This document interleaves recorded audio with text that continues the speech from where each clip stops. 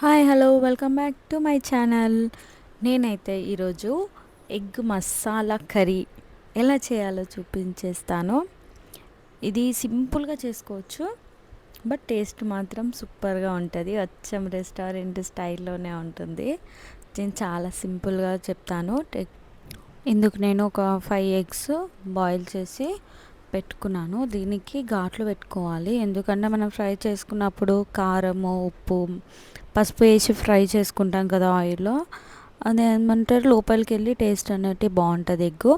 మన మసాలా కోసము 2 ఆనియన్స్, ఇంకా 4 టమాటాలు అయితే తీసుకున్నాను. ఇవి చిన్న ముక్కలు కట్ చేసుకొని 4 టమాటాలు అయితే తీసుకొని ఇవి కూడా చిన్న ముక్కలుగా కట్ చేసుకోవాలి. ఇందులో మీకు ఒకటి చెప్పాలా అంటే, ఇది చాలామంది ఏం చేస్తారంటే ఆనియన్ ఇంకా టమాటా ఆయిల్లో వేయించకుండా డైరెక్ట్ మిక్సీ పట్టేసి మసాలా పేస్ట్ వేసి కుక్ చేసుకుంటారు.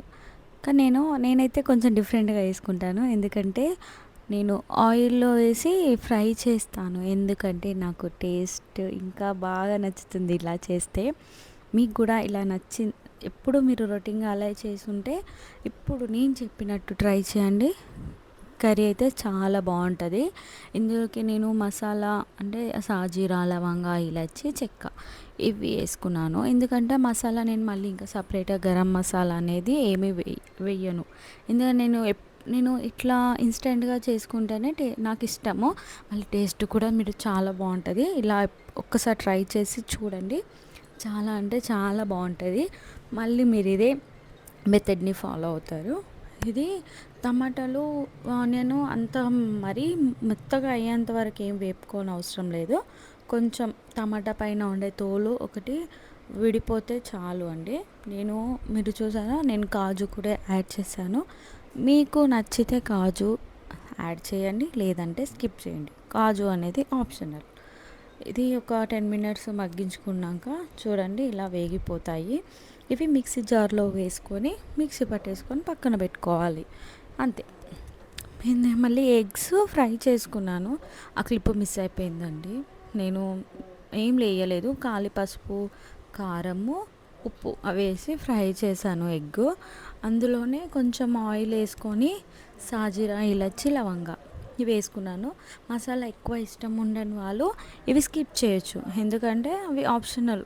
ఇవి కంపల్సరీ ఏం కాదు. నేనైతే నాకు నచ్చుతుంది కాబట్టి నేను వేసాను. ఒక 2 పచ్చిమిర్చి చీలికలు వేసుకున్నాను. ఇవి కూడా టేస్ట్ పచ్చిమిర్చి వద్దన్న వాళ్ళు స్కిప్ చేయొచ్చు. అందులో పచ్చిమిర్చి వేయిన తర్వాత మనం మిక్సీ పట్టుకున్నాం కదా మసాలా, అది వేసుకొని బాగా కలుపుకోవాలి. చూడండి ఎంత ఏమంటారు బాగుందో పేస్ట్ అనేది. ఇంత మెత్తగా పట్టుకోవాలి, బరకలు అస్సలు పట్టుకోదు ఈ కర్రీకి, అస్సలు బాగుండదు. పేస్ట్ అనేది ఎంత మెత్తగా ఉంటే అంత బాగుంటుంది. ఇందులో నేను కొంచెం పసుపు యాడ్ చేస్తాను, చిటికెడు. మళ్ళీ అల్లం వెల్లుల్లి పేస్ట్, ఇంకా కారం. ఇందులోకి ఇంకొకటి మీకు చెప్పాలి ఏంటంటే, ఇలాంటి గ్రేవీస్లకి కాశ్మీరీ రెడ్ చిల్లీ పౌడర్ ఉంటుంది కదా, అది వేసుకుంటే హోటల్ స్టైల్లో రెడ్ కలర్లో ఉంటుంది కదా హోటల్ స్టైల్లో, అట్లాంటి ఏమంటారు అట్లా గ్రేవీకి అనేది అలాంటి కలర్ వస్తుంది. మీకు మీ దగ్గర ఉంటే వేసుకోండి. నా దగ్గర అయితే అయిపోయింది, నేను వేయట్లేదు. ఇప్పుడు ఇంట్లో ఉన్న కారమే వేసుకున్నాను. ఇంకా సాల్ట్ కూడా యాడ్ చేసి కలుపుకోవాలి. ఇప్పుడు ఇందులోకి కొంచెం ధనియా పౌడరు, ఇంకా జీరా పౌడర్ వేసుకున్నాను. ఇలా వేస్తుంటే టేస్ట్ అనేది బాగుంటుంది కర్రీకి. ఏమంటారు, ఇవి 2 ఎక్కువ వేయలేదు, నేను లిమిటెడ్గా వేసాను. ఎక్కువ వేసుకోకండి, ఫ్లేవర్ ఏమంటే డామినేట్ చేస్తుంది కర్రీని. అందుకే నేను కొంచెం కొంచెం యాడ్ చేసి బాగా కలుపుకొని ఒక 10 మినిట్స్ మనకు ఆయిల్ అనేది పైనకు వచ్చేంత వరకు స్లిమ్లో పెట్టి ఉడికించుకోవాలి. స్లిమ్లోనే పెట్టాలి, హైలో పెడితే మళ్ళీ టేస్ట్ అనేది చేంజ్ అవుతుంది. నేను కర్రీస్ అన్నీ స్లిమ్లో పెట్టే చేస్తాను, అందుకే నా కర్రీస్ టేస్ట్ బాగుంటాయి. ఇది నా సీక్రెట్ అండి, నేను ఎవరికి చెప్పలేదు, ఇప్పుడే రివీల్ చేశాను.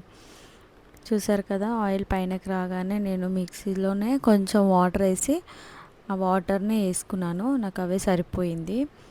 మీకు వాటర్ అనేది మీ ఇష్టం, మీరు గ్రేవీ చిక్కగా ఉండాలా, పల్చగా ఉండాలా అనేది అది మీ ఇష్టం. మీకు తగినట్టు వాటర్ వేసుకోవాలి. నేను ఇందులోనే ఎగ్స్ కూడా ఇప్పుడే వేసేసాను.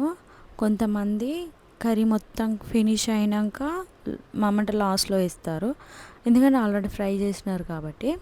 బట్ నేనైతే ముందే వేస్తారు. ఈ టిప్ అయితే మీరు తప్పకుండా తెలుసుకోవాలి. ఎందుకంటే ముందే వేయడంలో ఏమంటారు మసాలాలోంచి లోపలికి వెళ్ళి ఎగ్ అనేది మనం సపరేట్ ఎగ్ తింటున్నా కూడా టేస్ట్ అనేది చాలా బాగుంటుంది. మీరు నేను చెప్పిన విధంగా కర్రీ అనేది ట్రై చేసి ఎలా ఉందో నాకు కామెంట్ సెక్షన్లో కామెంట్ చేయండి. నా ఛానల్ని కొత్తగా ఎవరైనా చూసుంటే ప్లీజ్ సబ్స్క్రైబ్ చేసుకోండి.